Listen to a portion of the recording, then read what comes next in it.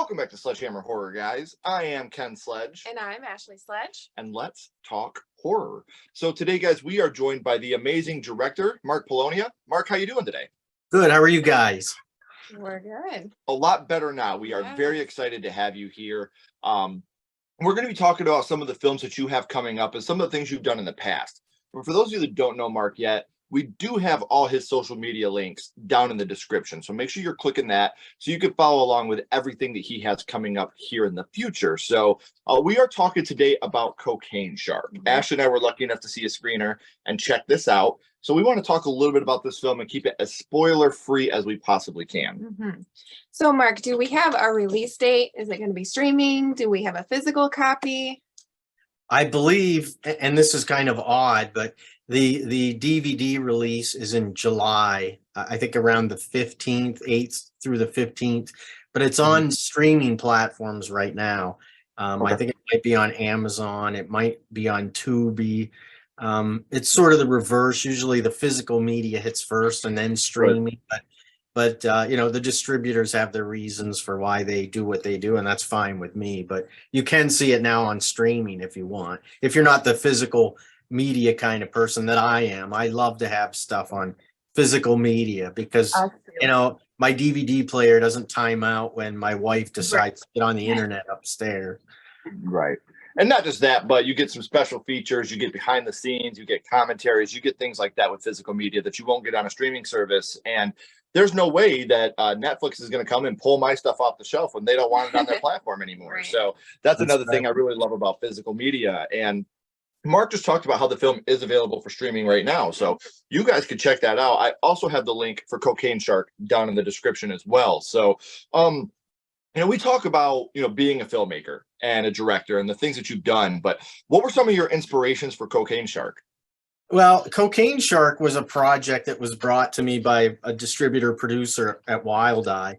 And, you know, it was originally called Narco Shark, and it was made a year before, you know, Cocaine Bear was even a buzzword in the American psyche. And the distributor said, I've got this idea, because they do, you know, they make a lot of shark movies and they seem to do well. They have a fan base, shark exploitation, we call it. And he said, why don't we do a movie called Narco Shark? And I thought about it for a second. I said, okay, well, let me think of how we could put a shark into this. And so I came up with the idea of a drug dealers and gangs and you know, cocaine being on the market and a new drug and an experiment and whatnot. Submitted it back to the distributor and he loved it. So we shot the movie. And again, it was, you deliver it and a year later the movie comes out. In fact, someone had sent me a poster for Cocaine Shark. And they said, is this your film? And I looked at it and immediately said, no, that's not my movie. I said, it looks cool. And they said, are you sure? You better look at the typeface at the bottom. And I looked at it and I'm like, yeah, that is our film, but it's called Cocaine Shark. So obviously the distributor did it to tie it in with the buzz about Cocaine Bear. But, you know, honestly, we did it first and I had no idea that anything about Cocaine Bear, and ours isn't based on a true story. So we've got that. Right. Well, thank God yours isn't based on a true story. I was gonna say, I think I would be even more afraid to go into the water if it was. So you're talking about filming. What was the process of filming? Did you have a long schedule, short schedule? You know, did you have to do it in a certain amount of time? Yeah, I mean, when you make a micro budget movie, time is of the essence because a lot of people are giving their time. Your budget's low, you know, and even though it's micro budget, which is 10,000 and under, it's, you know, you still have to pay for things. So typically what I try to do on just about every project is shoot 6 days or less, sometimes 3, sometimes 5.5. It just depends, but you have to be real efficient with how you set things up because, you know, a movie like Cocaine Shark has a lot of locations and you can waste, you know, when you add up the travel time on a shoot, you can waste a day and a half, not waste, but use up a day and a half getting your cast and crew from here to there. And it was a pretty tight schedule, but filmmaking is a lot of fun. It really is. It's also very difficult and hard work and long hours. As the director, you're up before everyone else, and you're the last person that goes to bed because you prep for the next day shoot the night you're done with what you finish, which is 10, 11 o'clock. I used to shoot till 2 or 3 in the morning. I'm too old to do that anymore. So I try to shoot at no more than a 12-hour day, mostly 9, 10 roughly. That gives people time to recharge, rest, and you've got to factor travel, meal breaks when we remember to have them. And then with a movie like Cocaine Shark or any shark movie, you're out on the water, which is difficult. Because the nice thing about that is you're on a boat and people can't leave. They can't disappear. They're all stuck right there on the boat, and but you're fighting weather. You're fighting the fact that it's a recreational spot and you have to stop for boats to come by, and they see you sitting there waving flares or whatever, and they see a prop shark head and they all want to ask you what's going on or if you need any help, which is nice of them, but it disrupts your shoot. And then in the background there'll be boats and the currents turn you, so you got to move the boat all the time, and all the things they faced on Jaws. But it's tough shooting. It's tough shooting out on the water, but that's the fun part of it. You always think on your feet. That's the thing about making micro budget movies, is we don't have money to throw at every problem. We just don't. So, my motto is there's no such thing as a problem, only a solution. So if something comes up, we've got to solve it right away, because if not, you lose your momentum. Productivity dies down, and then people get cranky when they're sitting out on a boat for 7 hours. Thank God no one was had seasickness or any motion sickness. That would have been awful. But well, I mean, you also had a part in the film as well. So like for you, when you're a director and actor in the film, how does that change the route of how you go about things? Like when you're acting in a scene, do you have like a DP or somebody that goes back and does directions for you? Or well, I usually block everything, so I know where I need to be. It's just a lot when you're the mechanics of making a film and then being in it. I don't usually take on large roles because I've got so many other responsibilities, but it is challenging and difficult. I mean, everyone on our films usually knows their lines but me. I like learn them on the way to the set. I just recite it over and over and over and over, because as a director, you do know everyone's parts, but it's different when you step in front of the camera and now you're the actor and the director. So, but luckily we have playback, so you can look at something and make sure that the delivery's okay, the framing's right, the lighting's right, and all that. You hit your marks where you were supposed to. So it's just another level of detail that you sort of have to focus on. Sure. Well, I mean, and I told you guys earlier that the film is available now. We have that link in the description, but here for a second, we would like for you guys to be able to check out the trailer. So here we're going to play you the trailer for Cocaine Shark. I was working for a kingpin named Garisco. Tons of mafia and drug money fueling his big campaign, HT25. The serum started failing, resulting in freaks of nature, horrible creatures created by its side effects. There's been a change of plans. Change of plans? Because of the lab explosion? Missing test animals? We had an accident at the lab, an explosion. The remaining specimens were either destroyed in the explosion or escaped.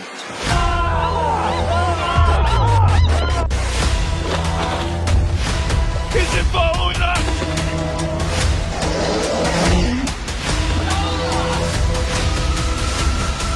I think I saw something in the water. I think it was a shark.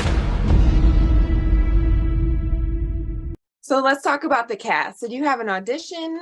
Did you know the people that you casted? How'd you go about casting your actors? Casting for our films is interesting. We do have sort of a stock group of people that we work with. And when I write a script, I don't really imagine a specific person in the part. I write it the way I want to see it, and then you kind of look at your acting stable, which we've got a great bunch of people, and you say, okay, they'd be good for this. Reach out to them. Sometimes they can and they can't, but you know, they'll introduce us to someone else. So our sort of core group is always growing. But sometimes I'll offer a role to someone else, say, you know, that's a nice part, I'd rather play this one. And I'm like, okay, let's give it a shot. So casting is relatively easy. I'm working on a project right now with Jeff Kirkendall, and it involves younger people. You know, we obviously can't play kids in high school, way beyond those years, but you know, that was challenging to find younger people, you know, because you can play a high school kid to a certain age. You know, in older movies, there were 30-year-olds playing high school kids, like Right. Frankie Avalon movie. They might have been like in their mid 30s, but you can't get away with that stuff today. So it's casting has never been a real problem, because we always have people that are eager to want to be in it. Sometimes they come back, not to quote the title of the movie, but sometimes they realize how much hard work it is, and one film's enough for them, and you know, that's it. They choose not to come back, but we do ask. Right. And we treat people well. They don't come back because they've had a horrible experience. They don't come back because it was just more than they thought, you know. And you know, it's a lot of fun, but after about 2 hours, Yeah. and there's not a lot of sitting around waiting in their trailers and that kind of stuff. Yeah. Well, I think a lot of people don't realize how hard it is really to be on a film set. Like it really is a challenge. We've been lucky enough to be on a couple and do a couple different things, and it really is a challenge. It is work. You know, it is not, hey, I'm going to go in here, I'm going to say a couple words and people are going to fall in love with me. Yeah. It's a lot of hard work to come along with that. And that's actually kind of leading into my next question. You've been doing this for many moons now. What advice could you give to aspiring filmmakers who are just starting their careers, you know, just starting to become directors, writers, producers? What kind of advice would you give them on how to have prolonged success the way that you've had? Well, you know, I guess the bottom line is that to be successful at anything, whether it's making movies or being an engineer or a nurse, you have to be passionate about what you're doing. You know, a lot of people get into this because they think it's, you know, a quick path to success and riches, and it's not. Okay, I'm going to tell you that right now. It's simply not. I'm not one of the 1% of the people in the entertainment industry that call the shots and make lots of money doing exactly what I want. And I'm fine with that. But I think people who are entering this field should do a little research. You know, find out where they fit in. There's so many different jobs and opportunities in the filmmaking field. And I think what people have to understand is that success does not come right away. And if it does, it's not going to last. So, you know, there's a lot of ups and downs. And even in my long career, there's been ups and downs. And you just, if you really love what you're doing and you're passionate about it, you will keep going. And I've seen too many people give up too soon because they shoot a film and they don't make hundreds of thousands of dollars, or they run afoul of distribution or whatever, and they quit. Some of the best filmmakers in the world are probably ones that never finish the race. So you got to be patient with yourself. And I think another thing, especially in this day and age, where there's so much stuff out there to watch, you know, it's not like it used to be. You really have to understand where you fit in. You know, do I want to make meaningful dramas that change the world, or do I want to make shark exploitation movies? There's a big difference, but you've got to find where your heart is, and you got to stick with it. And you really do need to develop a brand, so when people see your name or see your company logo, they know what they're going to get. And that helps sort through all the other stuff that might be out there.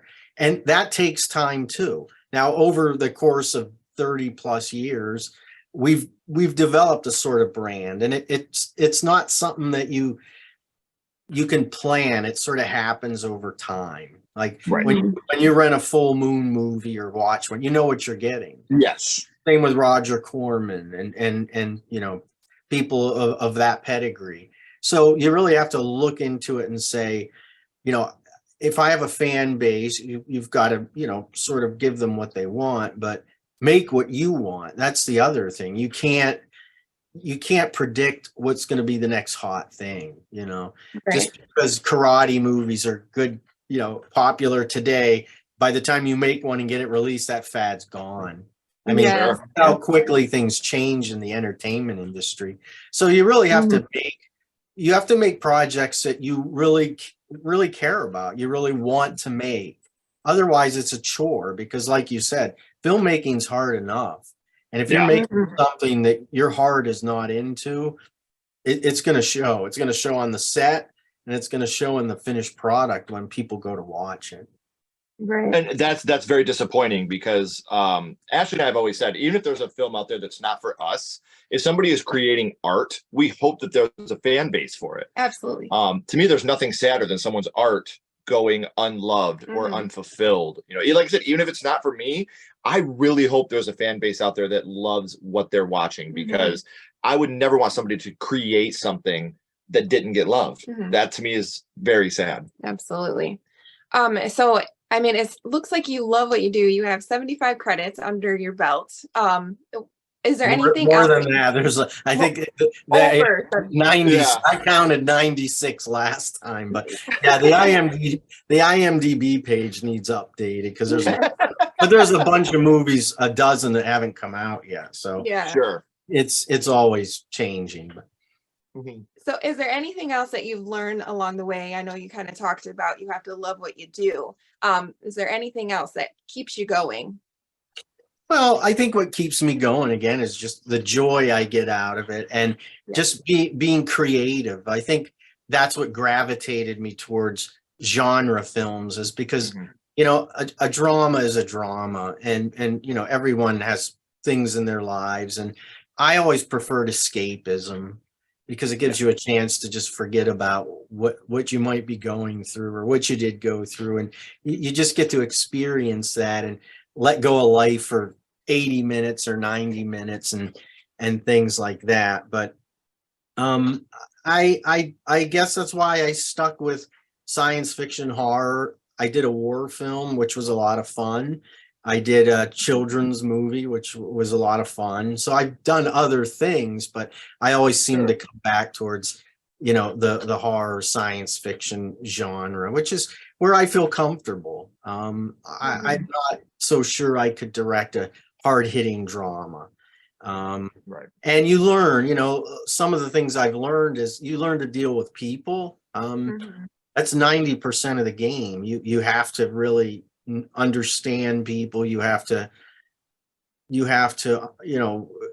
give them what they need while you get what you need, and it's a reciprocal kind of thing. You have to learn to manage time. As a director, you wear a lot of hats. You're a diplomat, you're an artist, you're a psychologist, you're a mediator, you're all these different things at any given moment. So you really learn to look at the big picture before you start shooting little scenes or shots, because making a movie is like building a puzzle, except you don't get a box with all the pieces, you make the pieces, and then you have to put it all together. So and you're never done learning. If you ever meet someone who says, oh, I know everything about making a movie, they probably don't know much at all. Because I learn every time I shoot a movie. I learn something new about composition or directing for the camera, or letting someone holding on a line for just a little bit.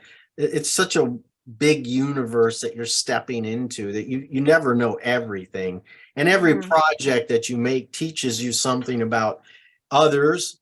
It teaches you something about storytelling, and oftentimes it teaches you something about yourself. Right. Yes. Well, and you talked a little bit about, you have over 75 credits, and we talked a little bit about some of the things you have coming up. We know Cocaine Shark, Jurassic Shark 3. I know NDAs exist and things like that, but do you have anything else coming up down the pipeline? I know you said you had a movie with high school age kids. Do you have other things that you could tell us that you have coming up? Well, Jeff Kirkendall and I are working on a movie called The Stalking, which is kind of a, I'd say it's a more adult Goosebumps type story that he wrote, Okay.